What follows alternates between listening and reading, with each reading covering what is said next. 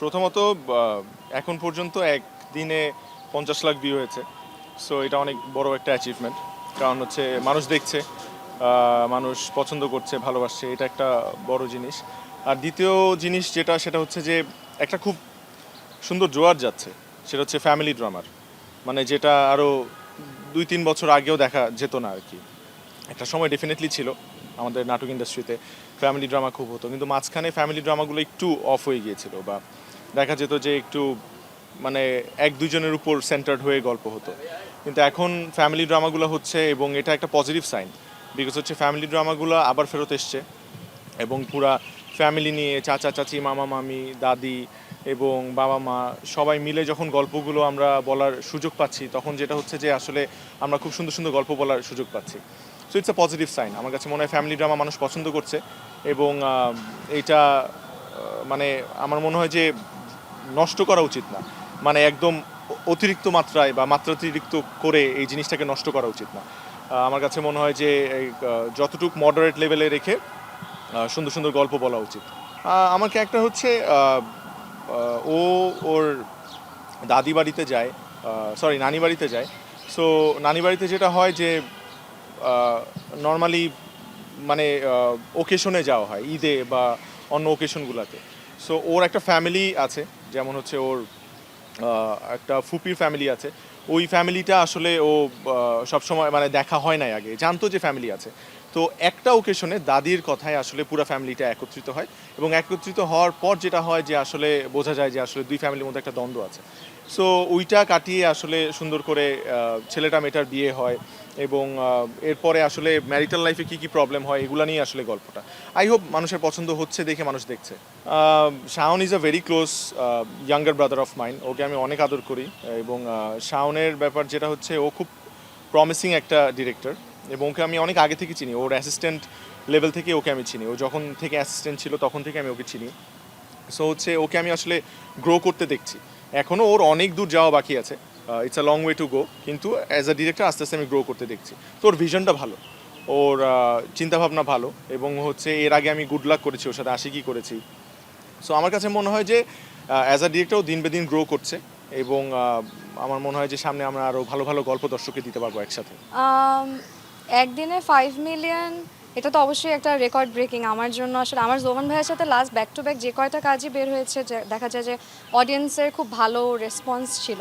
তো আমার মনে হয় এটা ভাইয়া গুড কাজের, গুড প্রজেক্টের কনসিস্টেন্সি, যে অনেকগুলো ভালো কোয়ালিটি মেনটেন করে আপনি যখন কাজ করেন, অডিয়েন্সের এক্সপেকটেশন তখন একটা বার সেট করে ফেলে ওরা।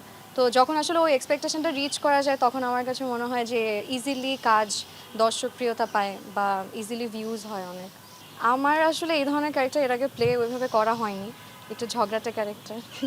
দেখা যাবে নাটকের হচ্ছে ফার্স্ট হাফে আমি সব জায়গায় হচ্ছে একটু ঝগড়াঝাটি এরকমের, বাট হাজব্যান্ড ওয়াইফের character plus family drama, romance, সব কিছুর মানে কোঅর্ডিনেশন আছে। তো এই কারণে আমার মনে হয় যে it's a huge like lengthy project, 2 hours long একটা প্রজেক্ট। তারপরেও আমার মনে হয় দর্শকরা স্পন্টেনিয়াস থাকার কারণে প্রজেক্টটা মানে উঠে নাই বা বোর্ড ফিল করে নাই।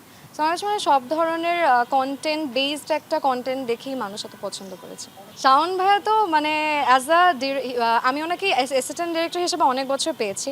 So he is like very active সেটের মধ্যে, অ্যান্ড অ্যাজ দ্য ডিরেক্টর উনি আরও বেশি active. So is very sincere. আমার শাওন ভাইয়ের সাথে এটা সেকেন্ড কাজ। এত বড় গল্প আমরা আসলে 6 দিনে শ্যুট করেছি, খুবই ঝামেলার মধ্যে। এর মধ্যে এত সিনিয়র সিনিয়র আর্টিস্টদের সাথে স্ক্রিন শেয়ার করে আসলে তাল মিলিয়ে অ্যাক্টিং করা ইজ ভেরি ডিফিকাল্ট। বাট যখন আসলে টিমটা খুব সাপোর্টিভ হয়, সেটা director, assistant directors and DOP সবার সম্মেলনে যখন আসলে কাজটা আমরা হচ্ছে কোঅপারেশনের সাথে করতে পারি, তখন আমার মনে হয় যে ডিফিকাল্ট আর লাগে না। আম, ভালোই লাগে। আমি তো চাই আসলে যাদের সাথে আমার কাজ হোক, সবার সাথেই যেন আমাকে অডিয়েন্স পছন্দ করে। বিকজ স্ক্রিনে যত বিশ্বাসযোগ্যভাবে আমি আমার ক্যারেক্টার প্লে করতে পারবো, কেমিস্ট্রিটা ফুটিয়ে তুলতে পারবো, সেটা আমাদের দুইজন আর্টিস্টের জন্যই আসলে একটা দিন শেষে অ্যাচিভমেন্ট অ্যাজ অ্যান আর্টিস্ট। আর ইয়াশ ভাইয়ের সাথে আমাকে মানুষ খুব পছন্দ করে, এটার একটা আলাদা মানে ফ্যান বেজ আছে। জোবান ভাইয়ের সাথে যে বিষয়টা হয়েছে যে মানে কনস্ট্যান্টলি একটা ভালো কাজ করার কারণে আমাদের গ্র্যাজুয়ালি একটা দর্শকের অ্যাকসেপ্টেন্স পেয়েছে। সো আমি চেষ্টা করবো এটা যেন আমি ধরে রাখতে পারি, বিকজ একটা জুটি অনেক বেশি দর্শকপ্রিয়তা পায়, হুট করে আবার এটা ফল করে বিকজ অফ কোয়ালিটি আর গুড প্রজেক্টসের অভাবে। সো আমি চাই না এটা হোক, আমি চাই সব আর্টিস্টদের সাথে আমার একটা গ্র্যাজুয়ালি কেমিস্ট্রি ডেভেলপ হোক। আল্লাহ, আমি কীভাবে মার্কিং করবো? ফার্স্ট অফ অল আমি ওনাদের থেকে না না, I can not do that. আমি তাদের থেকে অনেক জুনিয়র। আর আমার মনে হয় একজন আর্টিস্ট হিসেবে আরেকজন আর্টিস্টকে কখনোই র্যাঙ্কিং করা উচিত না।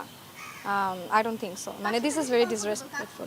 আমার খুব ইচ্ছা ভালো একটা নেগেটিভ ক্যারেক্টার প্লে করা, বা শুধু নেগেটিভ ক্যারেক্টার না, মানে যে কোনো চ্যালেঞ্জিং ক্যারেক্টারই। বাট আমার কথা হচ্ছে যে একটা গুড এক্সিকিউশন খুব দরকার হয়, একটা গুড টিম, গুড ডিরেক্টর, সব কিছু আসলে ব্যাপার থাকে। বিকজ আমাদের আসলে আর্টিস্ট হিসেবে আমরা এখনও এত এক্সপিরিয়েন্সড না, তো একটা মেন্টর খুব দরকার হয় যে আমাকে আসলে অ্যাক্টিংটা ধরিয়ে দিতে পারবে। মানে ইউজুয়ালি আমি চাই না আমি যেটা করলাম ওইটাই হোক। সো চ্যালেঞ্জিং ক্যারেক্টার যদি ঠিকঠাকভাবে করতে পারি, আমার মনে হয় যে গুড স্ক্রিপ্ট পাই, ভালো গল্প পাই, ভালো টিম পাই, তাহলে ওয়াই নট, অবশ্যই।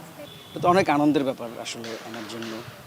দর্শক খুব ভালোভাবে গ্রহণ করেছে নাটকটা, একদিনে 5 মিলিয়ন ভিউ হয়েছে, এটা খুবই আনন্দের ব্যাপার। এটা আসলে পারিবারিক বন্ধনে একটি প্রেমের গল্প বলতে চেয়েছি, একটা সংসারের গল্প বলতে চেয়েছি, একটি ভালোবাসার গল্প বলতে চেয়েছি। গল্পটা পড়ে আসলে ক্যারেক্টারের সাথে মনে হয়েছে এটা জোবান ভাই তটিনী আপুর সাথে ভালো যাচ্ছে, আর দর্শক তো ওইটা ওইভাবেই গ্রহণ করছে। তো আসলে আমার জায়গা থেকে মনে হচ্ছে আমিও সাকসেস। হ্যাঁ, তোমার আমার প্রেম নাটকটা দেখলে দর্শক প্রথমে নিজের পরিবারের সাথে যে টান, একটা আগে তো আমরা সবাই জয়েন্ট ফ্যামিলিতে থাকতাম, জয়েন্ট ফ্যামিলির যে ব্যাপারটা এটা দেখবে। তারপর একটা মানে সংসার জীবনে যেই জটিলতাগুলো তৈরি হয়, মানে হাজব্যান্ড ওয়াইফ দুজনে যখন জব করতে যাবে তখন যে প্রবলেমগুলো হয়, এইগুলো সব কিছু, এটা আসলে একটা জয়েন্ট ফ্যামিলির গল্প দেখবে প্রথমে। ফুপির পরিবার মামার পরিবারের মধ্যে একটা ক্ল্যাশ থাকে, ওইটার একটা সলভ হয়, তারপর দুজনের একটা পরিণয় হয়। তারপরে আসলে একটা মানে বিবাহ পরবর্তী সময়টায় যে প্রবলেমগুলো হয়, সব কিছু মিলাই আসলে এটা, এবং এটার যে কীভাবে সলভ করে সমস্যাটা, সব কিছুই আসলে দেখতে পারবে দর্শক। এইটা আসলে শুটিং অনেক প্রেশার গেছে শুটিংয়ে, বিকজ অফ শুটিংয়ের আগে আমরা খুব কম সময় পাইছি প্রি প্রোডাকশনের জন্য। তারপর আমার টিম আছে, নয়ন, নাজমুল, বিশ্বজিৎ দা ডিওপি, ইভেন জোবান ভাই একটা বড় সাপোর্ট দিয়েছে, শুটিং শুরু করো, যা হওয়ার হবে, আল্লাহ ভরসা।